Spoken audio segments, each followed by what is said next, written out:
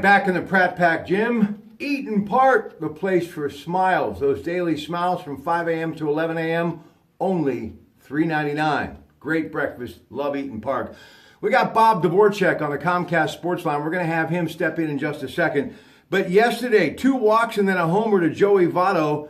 You thought, here we go again for Tyler Glasnow, but he ended up getting the win. Josh Harrison, a 3-run homer in the third. Bucks get a 12-3 win. Glasnow ended up with 4 hits, 3 runs, 4 walks in 6 innings of work. 9 batters, 6-run fourth for the Pirates. 10 batters, 5-run seventh for the Pirates. Tonight, it's Jamison Tye on 710 at Great American Ballpark, and then a matinee game tomorrow, and then the Pirates, 1-800-BUY-BUCKS, are coming home to Milwaukee. So, Bob, before we talk Penguins, that's a nice boost for the young pitcher Tyler Glasnow to finally get a W. Well, right. I thought that was a real breakthrough. You know, you've got to go through adversity as a young professional baseball player, especially a starting pitcher who hasn't had any success. He could have caved, but he hung in there. And I thought, well, maybe this is the thing that he needed to break through. Now he knows he can do it. Now his teammates knows he can do it. All right, now to hockey. Matt Niskanen, no suspension. Barry Trotz says that's hockey. We're talking about that cross-check first period the other night, and Sidney Crosby undetermined when he will be back.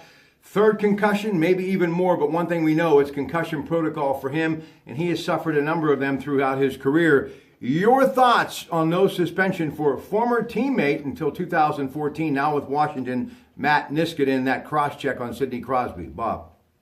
My first thought is for Sidney Crosby's health. I just hope he's okay. If he returns to the ice, fine. But, you're dealing with the young man's head. I just hate that play. They say it's a hockey play. That's playoff hockey. I have no idea whether it was intentional or not. But I do know it was savage, it was brutal, and it was violent, and that's part of the game. You know, you have that grace and skill and the things we love to see, but then there's also that other element that the owners apparently still want in the game, because to not even have a hearing, to not even consider it, I thought that's negligent on the NHL's part. There's a Department of Player Safety that should review these things, and to not even review it, I think, is negligent.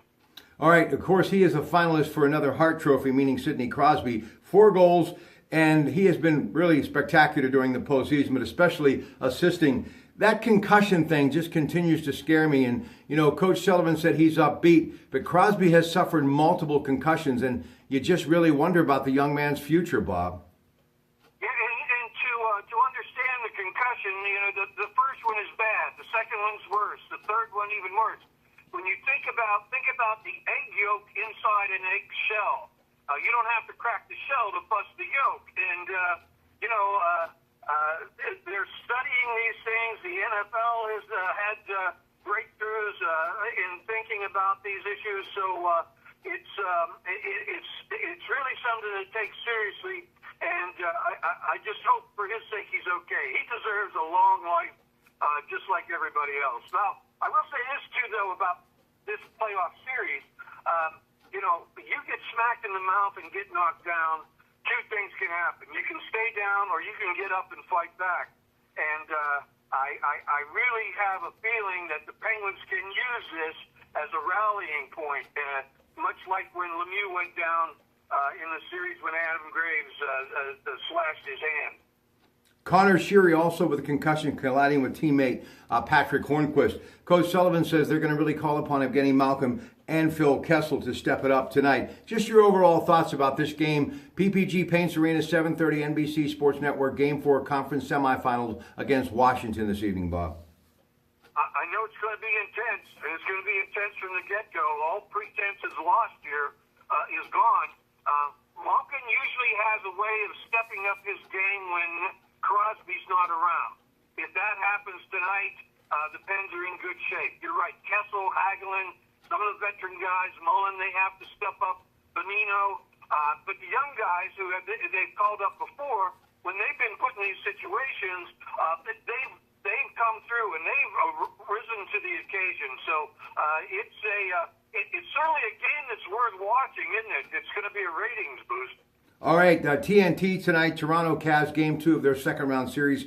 Cavs up 1 game to none. LeBron James, 35 points, 10 rebounds. We're going to talk Kentucky Derby for just a moment with Bob, but it's all about that blistering 2-minute duel, the 143rd running. And here we go as far as the 20 horses. You've got Girvan, Classic Empire, Gormley, IRAP, Irish War City, Thunder Snow, Always Dreaming, Gunnerva, Practical Joke, J-Boys, Echo, State of Honor, Tapwort, Hence, Fast and Accurate, McCracken, Battle of the Midway, Patch, Untrapped, Looking at Lee, and Sonneteer. Dave Pasquale joins Ted Arnaud, Bob, and Greg and I on the Coons Market Black and Gold Sunday Show. And Dave and I will be at Alex Sebastian Jr.'s Thursdays tomorrow night. That's the name of it in Bridgewater. A great place.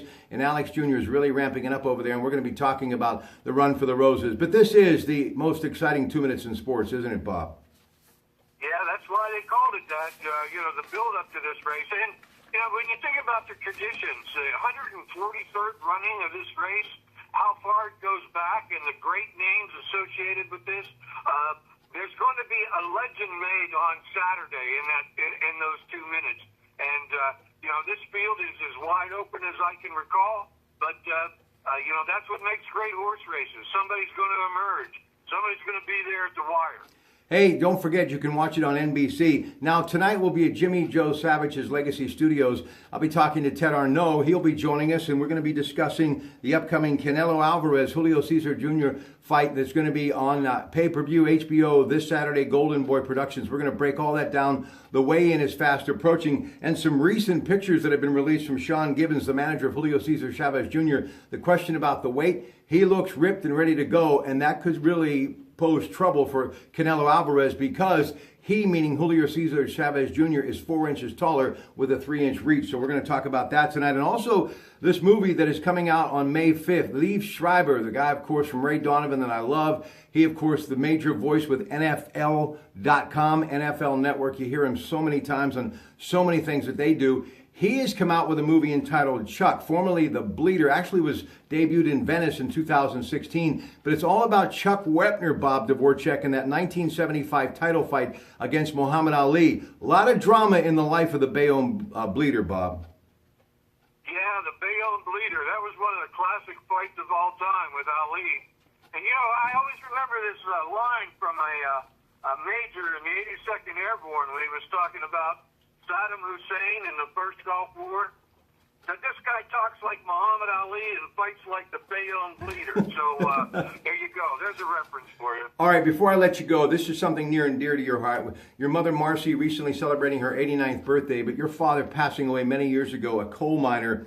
And tonight, Rick Okrashevsky from the Keystone Mountain Lake Regional Council of Carpenters will join me on set in Ohio talking about their relationship, the Great Carpenters Union, and what they're doing with the folks in West Virginia.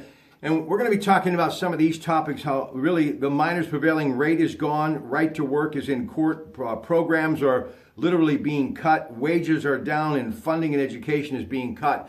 The plight of the coal worker and the coal miner is something that I know is near and dear to your heart. Some of the hardest workers in America who are really having a tough time right now, Bob.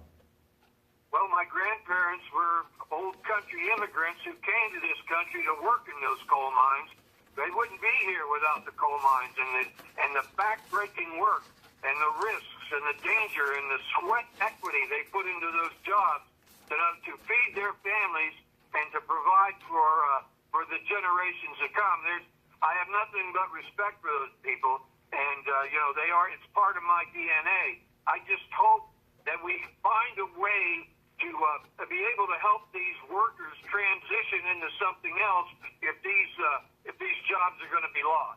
Now, Bob is headed to Fort Bragg May 22nd for All-American Week. He'll be promoting that great book, Drive On, Bedouin Bob and his time with the 82nd Airborne during Desert Storm. You pretty pumped about that, Bob? Oh, yeah, this is a reunion every year. Anybody who was in the 82nd Airborne Division gets invited back to Bragg, the All-Americans. And this happens to be a special occasion because it's the 100th anniversary of the founding of the organization, created in World War I, back in 1917. They found out that the ranks were filled with people from every state in the Union, so they called them the All-Americans, the AA. And this one's going to be really special. I get to reunite with some of the people I went through the war with and just spend a week in the company of some people who I just absolutely love. Jackie Fullen, who happens to be the wife of one of my many mentors, and who we all have had those teachers that have been so special to us, and we learn more about the value of what they taught us years later. And I think about Jack Fullen every day, my former phys ed teacher, who for many years was at Blackhawk School, now working for the WPIAL, something near and dear to his heart. But he's most proud of his time in the Marine Corps. And his lovely bride was putting something on Facebook today that really made me stop and think, and I had to bring it up with you, that the U.S. Dark Horse 3rd Battalion and 5th Marines in Afghanistan have lost 9 Marines in 4 days. She listed the names on her Facebook page, and my God, Bob, these were very young men, and I think we need to let everybody understand that there are people still dying that are fighting for freedom and representing our country, and especially the Marine Corps in Afghanistan. So I just wanted to take a little time and tell everybody to hit their knees tonight and say a prayer for these young men and their families. So our thoughts and prayers go out to those families. And more importantly, folks, just remember, every time you see that flag flying, someone is out there making the ultimate sacrifice so we can enjoy the freedoms that we all have. In the meantime, Bob Dvorak will be live with John McIntyre tonight on News Radio 1020 KDK in the 8 o'clock hour, so I hope you'll join him for that. And we will talk later at Legacy Studios in East Liverpool with Ted Arnaud joining us, along with Rico Krzyzewski, who will be at our studio talking about the great Keystone Mountain Lake Regional Council of Carpenters. Have a great day from the Pratte Pack Gym.